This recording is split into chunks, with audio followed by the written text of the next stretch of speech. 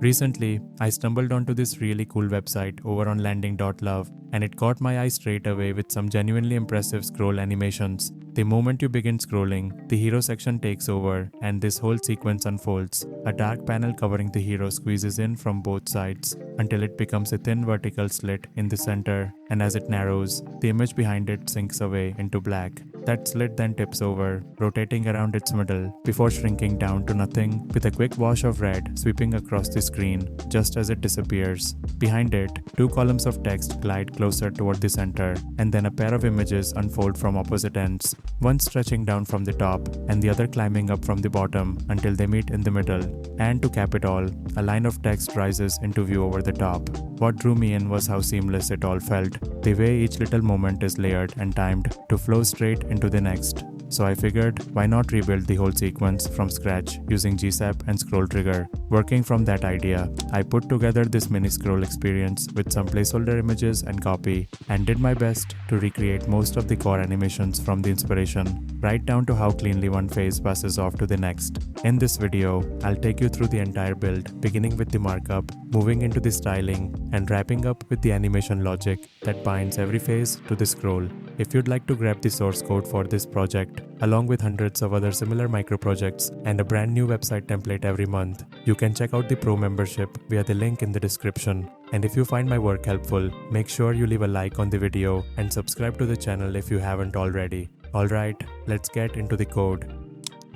First of all, we'll lay down the two sections that make up the page, the hero up top where the whole effect plays out, and the about section right below it that scrolls into view once the hero is done. Then, let's quickly handle the about section first, since there's barely anything to it. Inside, we'll drop in a single H3 with some placeholder copy. This is just the plain section that sits underneath, waiting to be revealed once the hero finishes scrolling. Next, the hero section, which is where all the real work happens. Inside it, we'll paste in 3 wrappers, stacked one after another. First, the hero foreground content, which is the layer that sits on top at the start and pinches away into the slit. Then, the hero background content, the 2 columns of text that sit behind it. And finally, the hero outro content, the images and text that get revealed at the very end. Then, let's fill in that first wrapper, the foreground content. Inside, we'll add a hero foreground image with our hero photo in it, then a hero foreground header holding an H1 for the opening line. After that, 2 overlay divs, a dark one and a red one,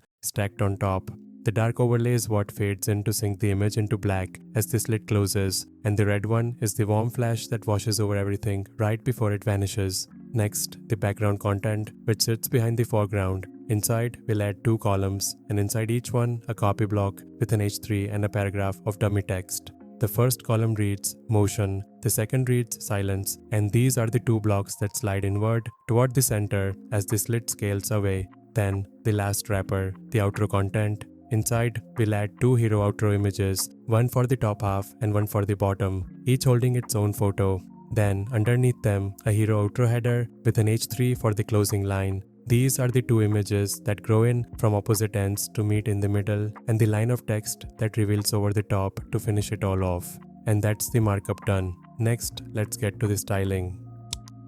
First of all, we'll pull in our font up top, which is what we'll use across the whole layout. Then we'll set up 3 color variables in the root so we can reuse them everywhere instead of repeating hex codes. After that, a quick universal reset, zeroing out all the margins and paddings and switching box sizing to border box on everything. Next, a small rule for images, so they always fill their container completely with object fit cover since we've got a handful of them across the hero. Then the type styles. The H1 and H3 share most of their look, so we'll group them together, both uppercased, both in Neue Montreal, at a medium weight, with a tight line height and a slightly negative letter spacing to pull the characters in. Then we split them apart just for size. The paragraphs get the same font, but small, uppercased, medium weight, and with a comfortable line height for reading. Next, the section itself.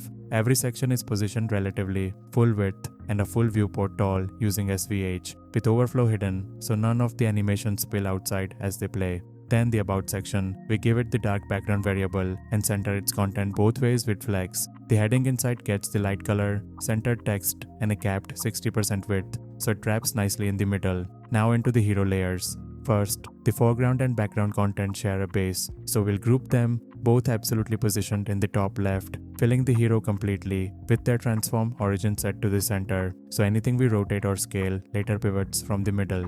Then the piece is unique to the foreground content. We give it the dark background variable, a clip path that starts fully open across the whole screen.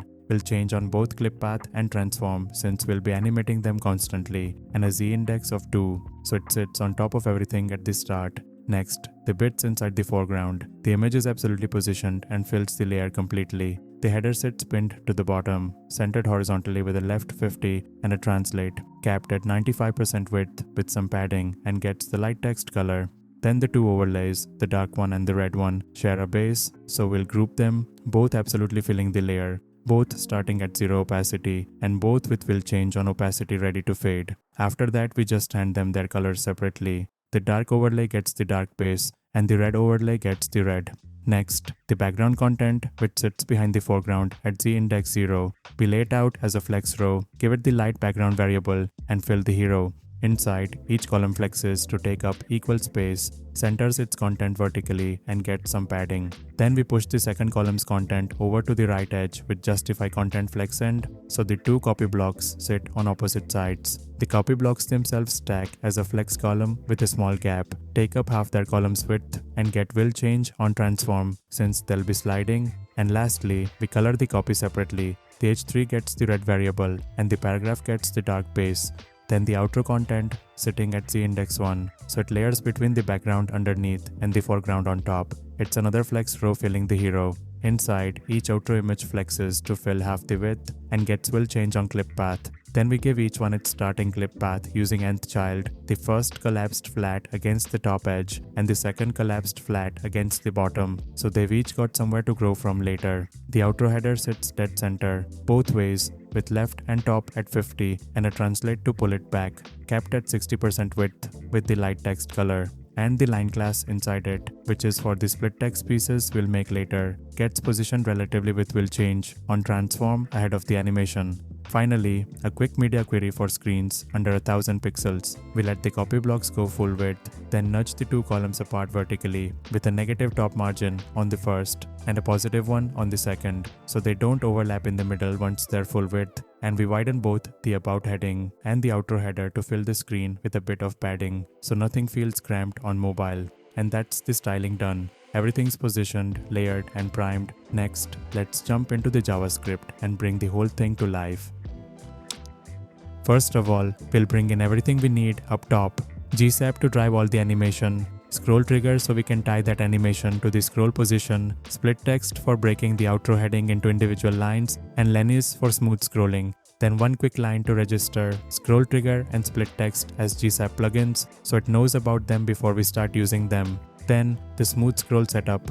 We'll create a new Lennies instance, then tell ScrollTrigger to update every time Lennies scrolls, so the two always agree on where we are on the page, and turn off lag smoothing so nothing stutters on a slow frame. This is the standard Lennies and GSAP pairing, and it gives us that buttery scrolling for free. Next, we'll split our outro heading into lines. We run split text over the outro header, set it to break into lines, and give every line our line class. We also turn on masking, which wraps each line in its own little overflow clip container, so when we push a line down, it stays neatly hidden until we bring it back up. Then, right after splitting, we set every line to a Y of 100%, dropping them all the way down out of view inside their masks, so they're primed and hidden, ready to reveal later. Then, we'll grab all the elements the animation is going to touch and keep them together in one block so we always know where they live. The foreground content that pinches into the slit, the dark and accent overlays that fade over it, the left and right copy blocks that slide in, and the top and bottom outro images that grow in.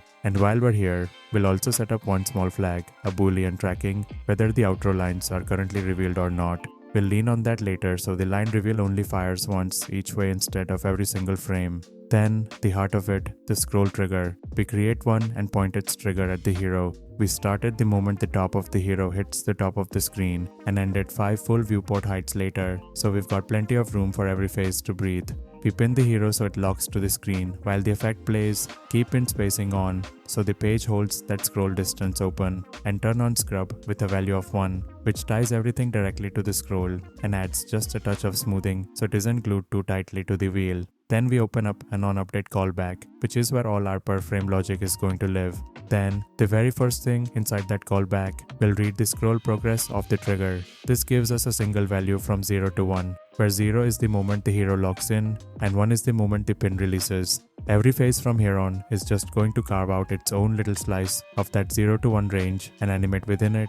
Next, we'll start adding those phases one at a time. Now let's start filling in the phases, one slice of the scroll at a time. And a quick note before we do. Every phase here works the same way. We take the overall scroll progress, remap it into its own little 0 to 1 range for that phase, and clamp it so it locks at 0 before the phase starts and at 1 after it ends. That clamp is important because it means no matter how fast you scroll or which direction you scroll, each phase always resolves to exactly the right value, so nothing ever gets stuck halfway. First, phase 1, which runs across the first 25% of the scroll. This is where the foreground pinches into the slit. We interpolate the left edge of the clip path inward from 0 to 48% and the right edge inward from 100 to 52%. Then set that as a polygon on the foreground, so the panel closes in from both sides into a thin band down the middle, and at the same time, on that same progress, we fade the dark overlay from 0 opacity up to 1, which is what sinks the image behind it into black as the slit narrows. Next, phase 2, which picks up at 25% and runs for the next 20. Here we just take that same progress and interpolate a rotation from 0 up to 65 degrees and set it on the foreground. So the slit, now a thin closed band, tips over and rotates around its center.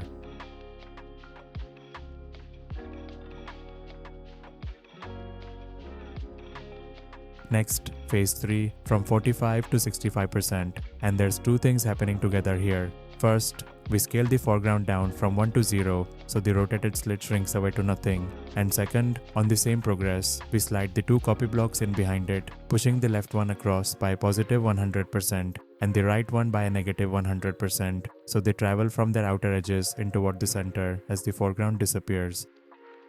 Next, a small overlay movement tucked inside phase 3, running from 45 to just 50%, so a really tight little window. We fade the accent overlay, the red one, from 0 opacity up to 1. Because its window is so short, it reads as a quick flash of red washing over everything, right as the slit vanishes.